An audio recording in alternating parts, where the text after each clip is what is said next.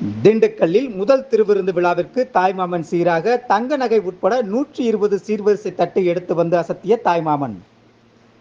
திண்டுக்கல் அருகே உள்ள வெள்ளோடு கிராமத்தைச் சேர்ந்தவர் தாமஸ். இவர் ஜேசிபி இயந்திரங்களை வைத்து தொழில் செய்து வருகிறார்.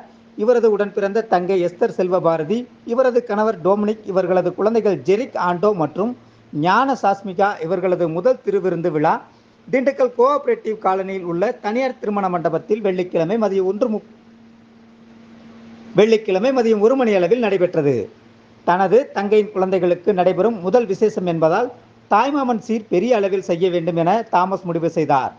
அதன்படி 5 பவுன் தங்க நகை, வெள்ளி பொருட்கள், ஜிலேபி, மைசூர் பாகு, பூந்தி, லட்டு, பாதுஷா, அல்வா என 50 வகையான இனிப்பு வகைகள், பலாப்பழம், வாழைப்பழம், தர்பூசணி, ஆப்பிள், ஆரஞ்சு, திராட்சை என 50 வகையான பல வகைகள், மளிகை சாமான்கள், அரிசி மூட்டைகள், முறுக்கு, மிக்சர் போன்ற கார வகைகள் என 120 சீர்வரிசை தட்டுகளை டாரஸ் லாரி மற்றும் டிராக்டர் வைத்து மேலதாளங்கள் முழங்க வானவேடிக்கையுடன் ஊர்வலமாக எடுத்து வந்து குழந்தைகளுக்கு தாய்மாமன் சீர்வரிசை செய்து தனது அன்பை வெளிப்படுத்தி அசத்தினார். மேலும் இது குறித்து தாய்மாமன் தாமஸ் கூறுகையில், பேர் தாமஸ், வெள்ளோடு கிராமத்திலிருந்து என்னுடைய தங்கையின் மகள் புதுநன்மை விழாவிற்காக சீர்வரிசை தாய்மாமன் சீர்வரிசை கொண்டு வந்திருக்கின்றேன்.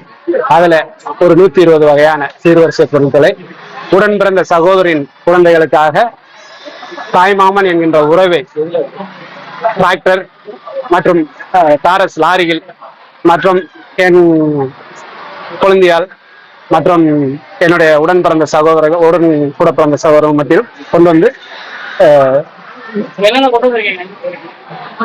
எல்லாம் அரிசி,